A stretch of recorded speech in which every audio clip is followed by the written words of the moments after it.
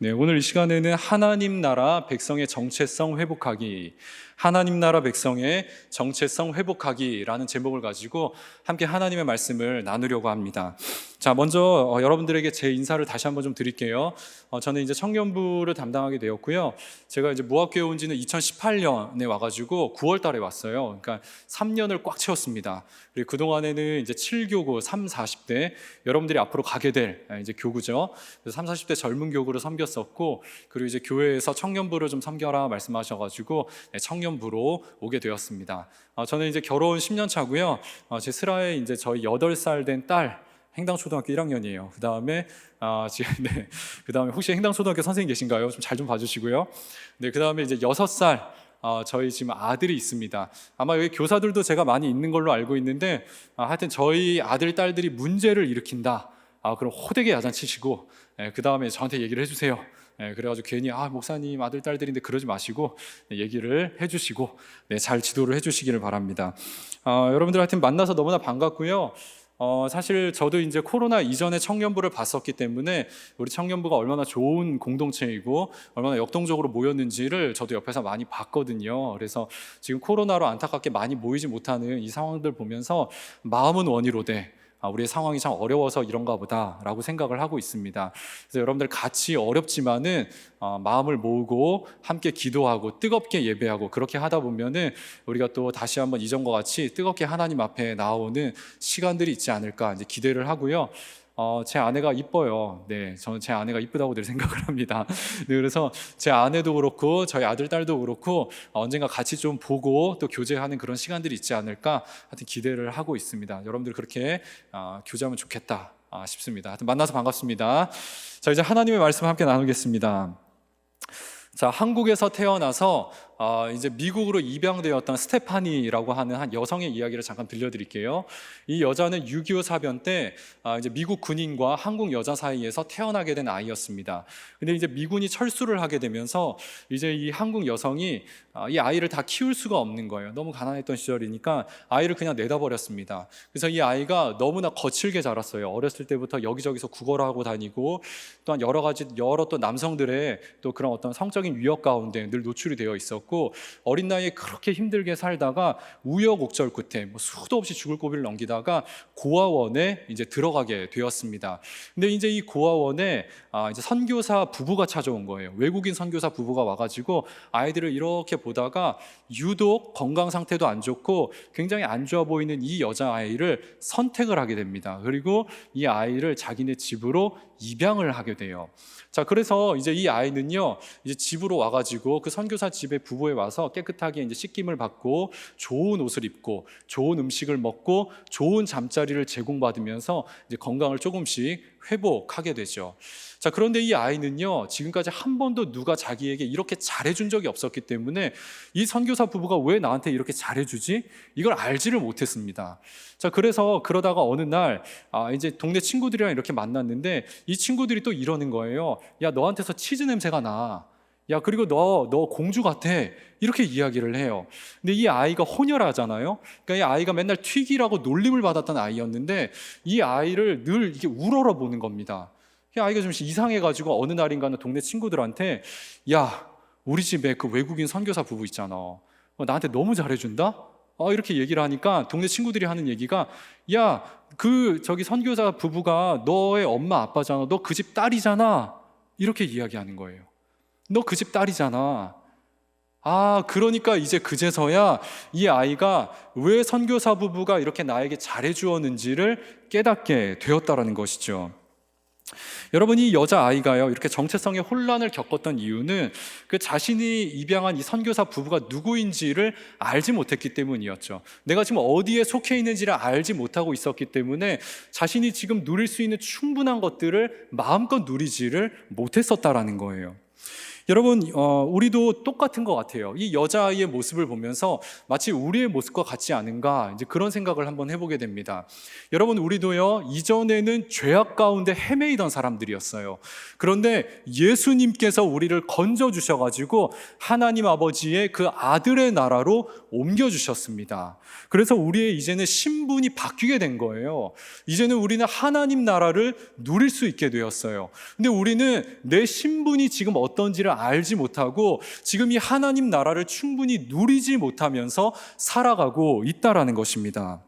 여러분, 그래서요, 오늘 이 시간에는 우리가 어떤 신분을 가진 사람들인지, 그리고 우리는 어떤 삶을 살아야 하는지에 대해서 함께 하나님의 말씀을 좀 나누어 보려고 합니다.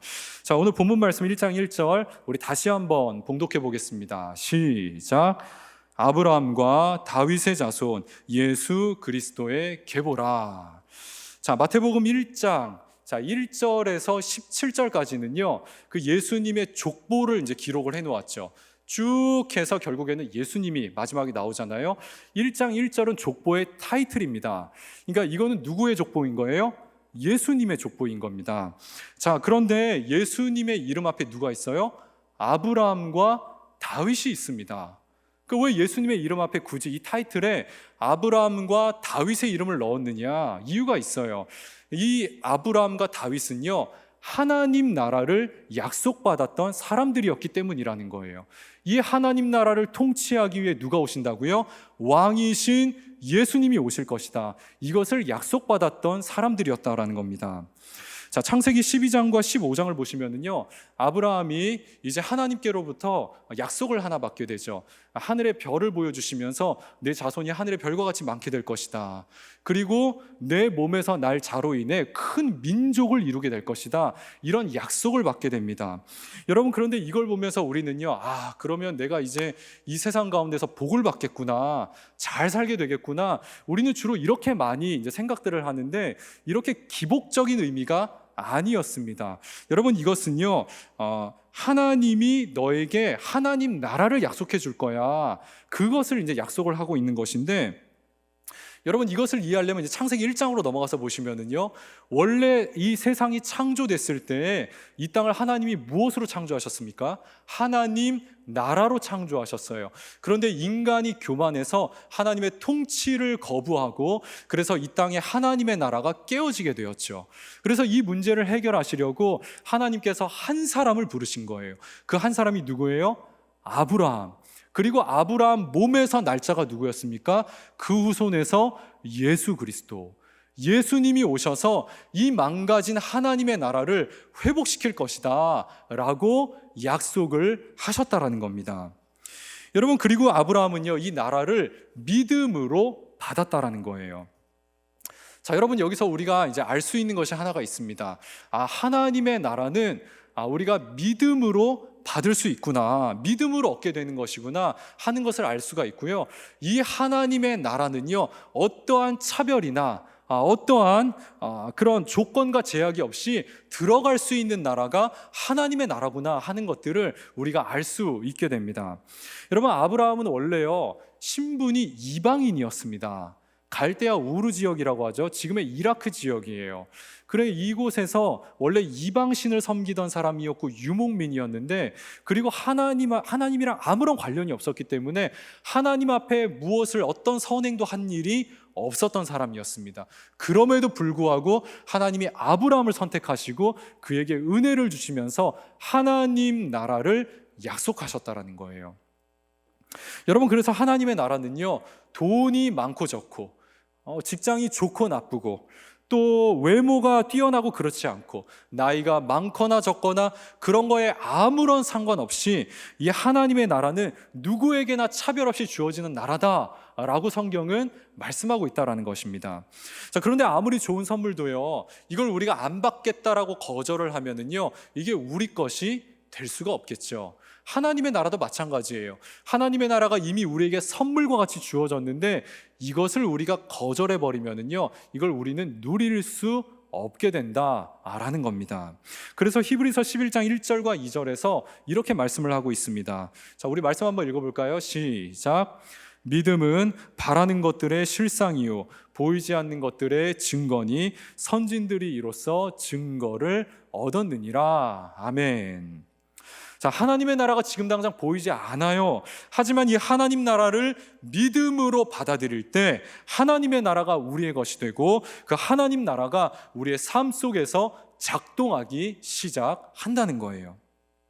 자, 그 다음으로 이제 다윗이 나오죠. 자, 다윗 역시도 이 하나님의 나라를 약속받았던 사람이었습니다. 자, 이 사무엘하 7장 12절과 13절 말씀 우리 같이 한번 읽어보겠습니다. 시작. 내 수완이 차서 내가 내 몸에서 날 내 씨를 견고하게 하리라.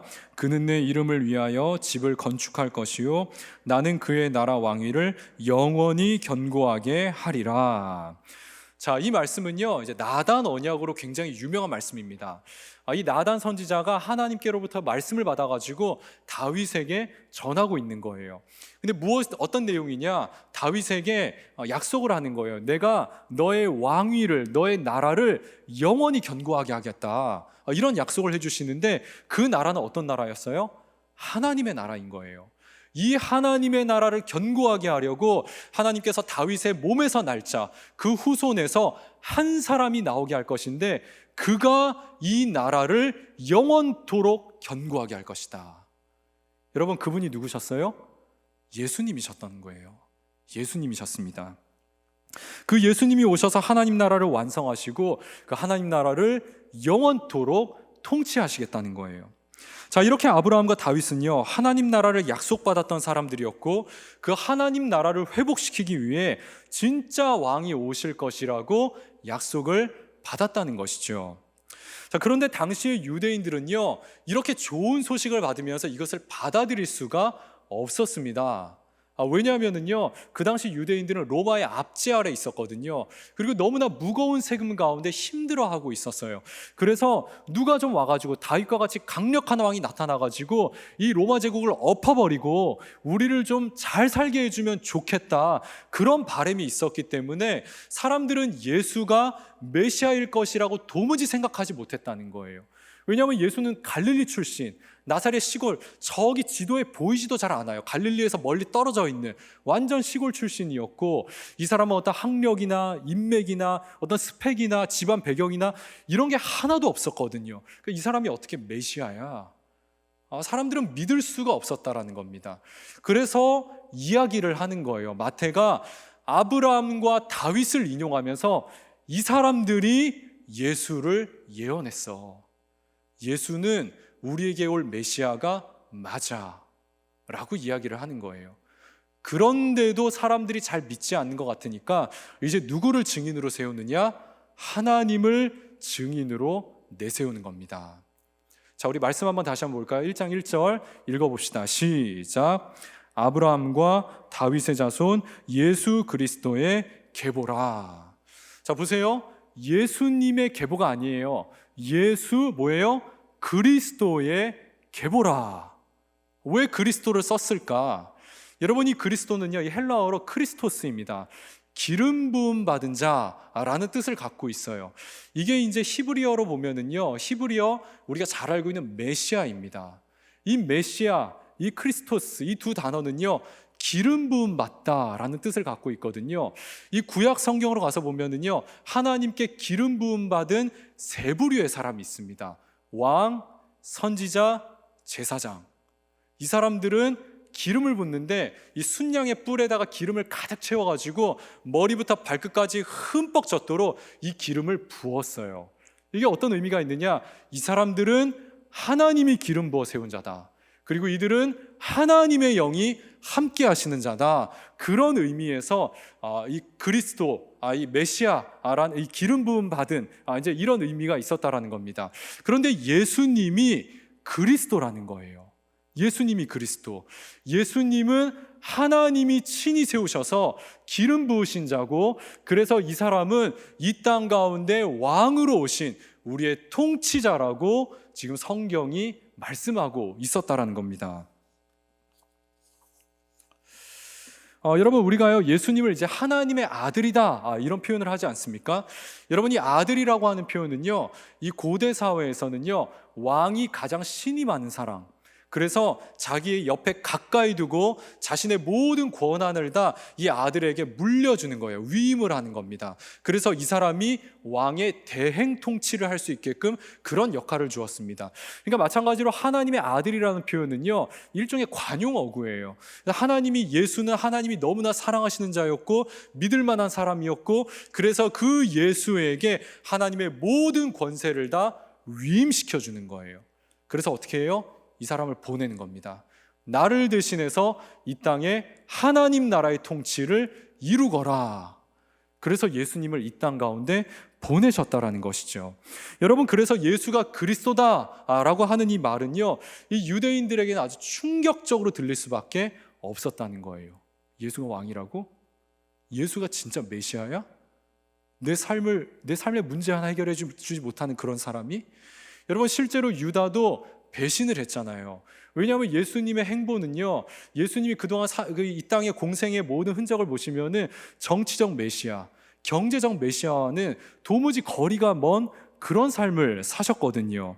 그렇기 때문에 이 사람들은 예수가 메시아라는 것을 도무지 믿을 수가 없었다라는 겁니다. 여러분, 그렇기 때문에요, 우리가 이제 예수가 왕이다 라고 하는 이 말, 이것은 이제 우리에게 적용을 해보면은요, 이것은 예수님이 우리의 삶 가운데, 가정 가운데, 직장 가운데, 캠퍼스 가운데 실질적으로 영향력을 미치기 시작한다라는 거예요. 그냥 예수 믿으니까 천국 가니까 끝, 여러분, 그런 의미를 넘어선다라는 것이죠. 여러분, 그래서 예수를 제대로 믿기 시작하면은요, 이제 나는 어떻게 살아야 되지? 예수님이 나를 구원하셨다는데 그 구원에 나는 어떻게 반응을 해야 되지? 고민할 수밖에 없다라는 거예요. 여러분, 사도 바울은요, 빌립보서 3장 20절에서 이렇게 말을 하고 있습니다. 우리의 시민권은 하늘에 있는지라. 자, 우리 한번 따라해 봅시다. 우리의 시민권은 하늘에 있는지라. 자, 다시 한번요. 우리의 시민권은 하늘에 있는지라. 네, 우리의 시민권이 어디에 있다고요? 하늘에 있어요. 여러분이 하늘이라고 하는 표현은요, 하나님 나라에 있다라는 겁니다. 여러분이 마태라는 표현은요, 마태의 족보는요, 그래서 예수는 이 땅에 오셨고 예수를 믿는 자들은 그 하나님 나라의 백성이 되고, 그 하나님 나라의 백성들은 그 인자하신 왕으로 인해서 이제 하나님 나라의 풍성함을 누리게 될 것이다, 그것을 우리에게 가르쳐주고 있었다라는 거예요. 자, 그런데 문제는 우리가 하나님 나라의 백성이라는 사실을 여러분 항상 기억하십니까? 잊어버리죠? 여러분, 저도 마찬가지예요. 저는 교회에 있으니까 늘 나는 하나님 안에 거하는 삶을 살 수 있을 거야 라고 생각을 했는데 10년 넘게 저도 이 교회를 섬겨오면서요, 이게 잘 안 돼요. 어쩔 때는 일이 바쁘고 당장 눈앞에 해쳐야 될 게 있고, 목사님 이거 해야 됩니다 막 연락 오고 하면은 하나님 이거 뭐고 막 일이 바쁘고 그럴 때가 너무나 많이 있습니다. 우리가 하나님 나라 백성의 정체성이라는 것을 자꾸만 잊어버려요. 여러분, 그래서 이 문제를 해결하려고 어떻게 해야 되느냐? 하나님이 우리에게 이 문제를 해결할 수 있는 장치를 하나 허락하셨는데 그게 예배라는 거예요. 하나님이 예배라는 선물을 통해서 우리가 하나님 나라의 백성이라는 것을 계속해서 기억하게끔 하셨다라는 거예요. 여러분, 예배라고 하는 것은요, 내가 하나님 나라의 백성이라는 사실을 기억하는 자리이고요, 우리의 왕은 세상의 권세자들, 또 돈 많은 사람들, 학교 선배, 직장 상사, 또 우리를 억압하고 권세를 부리는 자들이 아니라 우리의 왕은 예수님이시다. 우리는 그 하나님 나라의 백성이다. 이 사실을 예배 시간마다 확인하게 된다는 거예요. 여러분, 초대교회 이야기를 잠깐 드리면요, 초대교회는요 거의 매일 저녁마다 모였다라고 알려져 있습니다. 물론 이 기간이 오래 가지는 않았다라고 그렇게 알려져 있는데, 거의 매일같이 모이면서 무엇을 했냐면요, 저녁 식사를 같이 하고 나눔을 하는데, 이제 저녁 식사를 시작하기 전에 먼저 예수님의 죽으심과 부활하심을 기념하는 성찬 예식을 가졌어요. 성찬 예식을 짧게 가지고 그 다음에 저녁 식사를 쭉 가지는 겁니다. 그러면서 오늘 하루를 어떻게 살았는지, 예수님이 정말 기뻐하시는 삶을 살았는지, 예수님의 가르침대로 살았는지, 또 혹시라도 실패했다면 왜 그러했는지, 이것에 대해서 쭉 이야기를 나누는 거예요. 그러면서 이제 뭐 정치, 경제, 사회, 가정, 뭐 자녀 교육, 그 다음에 직장, 뭐 돈 버는 문제, 뭐 여러 가지 문제에 대해서 이것을 어떻게 하면 우리가 하나님 나라의 백성으로 살아갈 수 있을까, 이거에 대해서 끊임없이 이야기하는 시간들을 가졌다라는 겁니다. 자, 그리고 헤어질 때는 어떻게 해요? 기도하는 거죠. 하나님, 우리에게는 능력이 없습니다. 하나님, 우리에게 힘을 주십시오. 성령님 우리 가운데 오셔서 우리를 붙잡아 주셔야 돼요. 이 기도하고 파이팅을 외치면서 흩어지는 거예요. 우리 또 하루를 열심히 하나님 앞에서 한번 살아보자. 그리고 다음 모임을 기약했다라는 겁니다. 여러분, 이게 초대교회의 모습이었어요. 여러분, 우리의 정체성을 어디서 확인할 수가 있어요? 예배의 자리, 교회의 이 모임에서 우리는 확인할 수가 있다는 거예요. 여러분, 우리는 하나님의 도우심이 없이는 도무지 살 수 없는 존재들로 창조가 되었거든요. 그래서 예배 앞에 나와서 하나님의 은혜를 구해야 한다는 거예요. 그리고 예배 후에 믿음의 형제자매들과 모여서 이제 믿음의 연대를 하는 것이죠. 말씀을 나누고 서로 격려하고 기도해야 하는 것이죠. 여러분, 우리 이제 이 코로나 시국이 되면서 이 청년들이 너무너무나 지금 힘들어하고 있어요. 여러분, 제가 이제 7교구를 하다 오지 않았습니까? 이제 7교구 우리 지체들도 이제 너무 힘들어해요. 막 모임을 힘들어하니까, 모이지를 못하니까. 근데 그래도요, 이게 또 이제 결혼을 했다 보니까 가족이 있잖아요. 자녀들도 있고. 그러니까 또 나름 또 이제 가족끼리 또 똘똘 잘 뭉치시더라고요. 그래서 막 이제 저녁 이제 또 주말이면 어디 캠핑도 가고 뭐 이렇게 하시는데, 여러분, 청년들은 어떻게 해요? 청년들 이제 혼자 돼가지고 이 취업 문제도 쉽지도 않고, 어떤 청년들은 이 취업 때문에 굉장히 좀 어려움을 많이 겪는다, 제가 그런 이야기도 많이 들었는데, 청년들이 많이 외롭고 많이 소외되고, 근데 이 모임도 제대로 모이지 못하고, 청년들이 너무너무나 지금 어려워하고 있습니다. 여러분, 그래서 이 코로나 시국에 우리가 힘든 이유가요, 하나님과의 관계가 단절돼 있으니까, 거기에 모임까지도 되지 않고 있으니까 마음이 너무나 허한 거예요. 여러분, 근데 우리는요, 하나님 나라에서 예배하는 자로 창조되었거든요. 하나님 나라의 공동체를 이루어 살도록 그렇게 창조가 되었거든요. 여러분, 그런데 예배가 제대로 이루어지지 않고 하나님과의 관계가 끊어지고 공동체 관계가 끊어지니까, 그러니까 괜찮다 해도 그래도 고독감이 밀려오고 외롭고 또 우울하기도 하고, 그러다 보니까 그냥 재밌는 거 찾게 되고. 근데 여러분, 재밌는 것도 한순간이잖아요.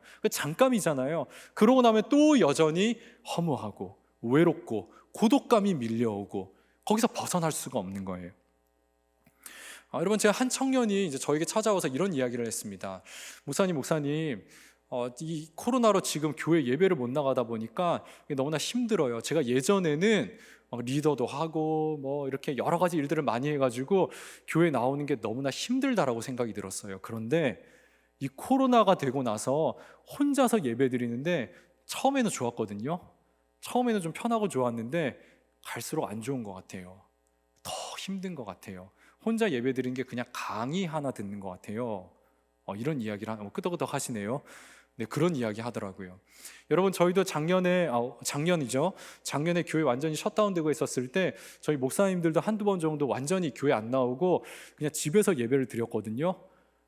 야, 이게 뭐 예배인지 뭔지 모르겠어요. 저희 다음 세대들, 어린 세대들은 또 모르겠지만은, 그래도 우리는 모여야 되는 이 DNA가 우리 가운데 있잖아요. 모여야 되는 거예요. 모여야 우리는 살아나게 되어 있다는 거예요. 여러분, 지금 부득이하게 온라인으로 예배드리는 청년들이 있을 겁니다. 물론 이 어려운 상황이기에 혼자서 예배드리는 것도 참 귀하다라고 생각이 듭니다. 하지만 제가 부탁을 드리는 것은요, 여러분, 가능하다면은 여러분 현장에 나와서 예배를 드리세요. 그런데 부득이하게 도무지 내 상황이 되지 않아가지고 내가 혼자서 예배드릴 수밖에 없다, 여러분, 그렇다면은 실시간으로 이 시간에 함께 예배드리시기를 제가 부탁을 드립니다. 여러분, 하나님은 두세 사람이 모인 곳에 내가 너희와 함께 있겠다라고 약속을 했어요. 여러분, 하나님 나라는요, 결코 혼자서는 경험할 수가 없는 나라라는 거예요. 여러분, 우리 밥을 먹어도요, 혼자 먹을 때보다, 혼자 먹으면 처량하잖아요. 뭐 요즘 혼밥 쪽 이렇게 이야기하는데, 저는 이게 진짠가 잘 모르겠어요. 근데 여러분, 밥도 같이 먹어야 맛있는 거 아니겠습니까? 예배도 똑같아요. 예배도 같이 모여야, 많이 모여야 그곳에 하나님의 임재가 충만하게 임하고 하나님 나라의 풍성함을 경험할 수 있게 된다는 겁니다. 여러분, 정말 웰빙이라고 하잖아요. 잘 살고 싶으시다면요, 하나님 앞에 나오셔야 돼요. 예배에 나오셔야 돼요. 여러분, 예배는 우리의 생명줄입니다. 그런데 예배를 소홀히 여긴다? 그렇다면 그 사람은요, 아직 예수님이 누구신지를 잘 모르는 사람일 수가 있어요. 그리고 어쩌면 예수님 밖에 있는 사람일 수도 있습니다. 그리고 예배는요, 사실 아무나 올 수 있는 자리가 아니에요. 예배는 하나님께 부름받은 자들, 예수를 믿어서 하나님 나라의 백성이 된 자들, 그런 사람들만 예배를 드릴 수가 있어요. 그래서 예배는요, 의무가 아니라 특권입니다. 자, 예배는 의무가 아니라 특권이에요. 내 기분 따라 오고 안 오고, 내 상황 따라 오고 안 오고, 그냥 여기에 아무나 막 들어오고 아무렇게나 앉아가지고 아무렇게나 널브러져서 드리는 그러한 예배가 아니라는 거예요. 여러분, 예배는요, 초대장을 받은 사람들만 올 수 있는 자리입니다. 제가 청년부를 간다고 하니까 많은 분들이 이제 기도를 해주시면서 기도하겠다, 또 응원도 많이 해주셨고요. 또 한편으로는 이제 또 청년부 가면 바쁠 텐데, 일도 많을 텐데, 어떻게 하냐, 좀 걱정해 주신 분들도 또 많이 있기도 했었습니다. 그런데 제가 속으로 이제 이렇게 대답을 했어요. 나는 이 청년부에 일하러 가는 거 아닌데, 나는 청년부에 우리 청년들이랑 예배할 건데, 하나님이랑 뜨겁게 예배하고 같이 교제하고 말씀 나누고, 나는 하나님 나라의 공동체를 이루러 가는 건데, 여러분, 이곳은 회사 조직이 아니잖아요. 어떤 일터가 아니지 않습니까? 여기는 예배하는 장소예요.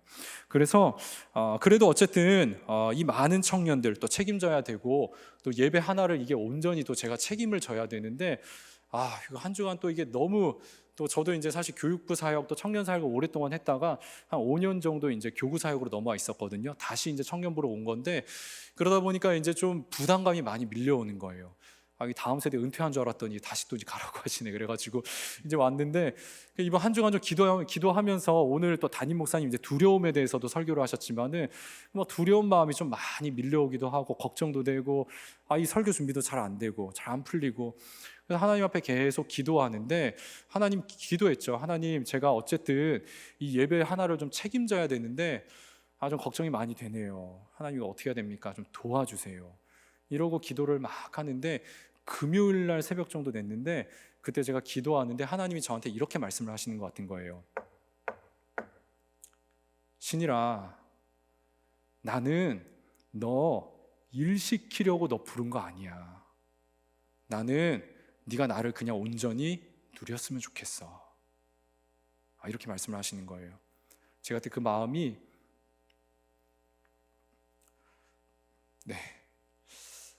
제 마음이 참 평안해졌습니다. 하나님 감사합니다. 하나님 감사합니다. 제가 이것을 예배를 끌어가는 게 아니라, 예배를 인도하는 게 아니라, 이 예배를 제가 온전히 누리겠습니다. 제가 먼저 예배하겠습니다. 설교 제가 먼저 듣겠습니다. 말씀 준비하는 시간도 먼저 제가 주의 말씀 앞에 순종하겠습니다. 그리고 설교 다시 썼어요. 그래가지고 설교를 다시 준비한 겁니다, 지금. 그리고 나서 그 주시는 마음이 너무 좋아가지고 제가 그 자리에서 그냥 하나님 주시는 마음이라고 생각이 돼가지고 그냥 그거를 제가 그냥 그 자리에서 바로 그냥 폰을 들고 좀 적기 시작했어요. 그 마음을 그냥 그대로 적었는데, 여러분 한번 좀 들어보세요. 하나님은 내게 일을 시키시는 분이 아니십니다. 하나님은 내가 하나님 안에서 평안을 누리기를 원하십니다. 하나님은 내가 하나님을 누리기를 원하시고요, 예배가 일이라고 생각하고 있었던 저의 잘못된 생각을 고쳐주십시오. 예배가 기쁨이고 평화이고 사랑이라는 사실을 다시금 깨달아 알게 해주십시오. 예배를 통해 하나님과 화평을 누리게 하시고 하나님으로 만족하고 즐거워하는 은혜를 누리게 해주십시오. 우리가 하나님을 누릴 때, 우리 안에 풍성함이 흘러넘쳐서 어려운 시대를 살아가는 우리 사랑하는 전도사님들과 또 우리 사랑하는 청년들이 하나님의 풍성함으로 생명으로 살아나게 되는 역사가 있게 하소서. 예수님의 이름으로 기도합니다. 아멘. 네, 제가 하나도 안 고치고 그냥 그 자리 주시는 마음으로 쭉 그냥 손으로 이렇게 쳤어요. 여러분, 예배는 일이 아니에요. 예배는 의무도 아닙니다. 예배는 특권이에요. 예배는 하나님의 백성으로 초대받은 사람들만 드릴 수가 있고요. 예배는 내가 하나님 나라의 백성이라는 정체성을 확인받는 자리입니다. 교회 와서 일해야 된다, 기획해야 된다, 이벤트 해야 된다, 무엇인가를 자꾸만 해야 한다, 그렇게 생각하시는 분들은요, 아직 교회가 어떤 곳인지를 잘 모르는 사람들입니다. 물론 저하고 이제 우리 전도사님들이요, 우리 청년들을 어떻게 하면 기쁘게 할까, 어떻게 하면 즐거운 마음으로 나와서 예배하게 할까, 그거에 대해서 많이 고민하고 지금 다음 주부터 이제 회의 들어갈 겁니다. 저희는 이제 회의 그냥 하지 않아요. 놀면서 할 건데, 하여튼 즐겁게 저희가 어떻게 이 청년들을 섬길까 많이 고민을 할 거지만은, 그렇지만은 교회는요, 예배보다 앞설 수 있는 것은 아무것도 없다라는 거예요. 저는 지금까지 사역을 해오면서 바쁘면 사역을 줄였지 예배를 줄인 적은 없었습니다. 저는 지금까지 그렇게 사역을 해왔고요, 앞으로 우리 청년부에서도 그렇게 사역을 해나갈 예정이에요. 여러분, 다른 데 에너지 쏟으시면 안 돼요. 교회는 하나님을 예배하는 것이 가장 중요한 일이고요, 그것이 하나님 나라 백성들이 마땅히 해야 할 일이라고 성경은 말씀하고 있습니다. 말씀을 마무리합니다. 자, 오늘은 대림절 둘째 주 주일이에요. 대림절은 왕으로 오신 예수님을 기억하고 기다리는 절기입니다. 이 대림절은요, 예수님이 이 땅의 통치자라는 사실을 우리가 기억하면서 그 살아계신 예수님을 우리가 찬양하고 예배하고 경배하는 절기가 대림절 절기예요. 지금 현장에 나와 있는 우리 청년들, 그리고 또 온라인으로 예배드리고 있는 우리 많은 청년들, 요즘 어떻게 지내고 계십니까? 여러분, 어떻게 생활이 괜찮으세요? 내가 지금 하나님 나라의 백성이 맞나? 정체성이 좀 흔들리고 있지 않으십니까? 여러분, 그렇다면은 여러분들의 예배를 먼저 점검해 보셔야 한다는 겁니다. 하나님과의 관계는 괜찮은지, 교회에 나와서 예배드리고 또 줌으로 우리가 모임을 하고 있어도 우리가 그리스도 안에 머물러 있지 않는다면은 여러분, 우리는요, 진짜 예수님의 다스림을 받지 않을 가능성이 있다라는 거예요. 여러분, 이번 한 주간 오늘 주신 말씀과 같이 예수님은 우리의 왕이시다. 나의 직장에, 나의 캠퍼스에, 나의 가정에 왕이시고 그분이 나를 다스리신다.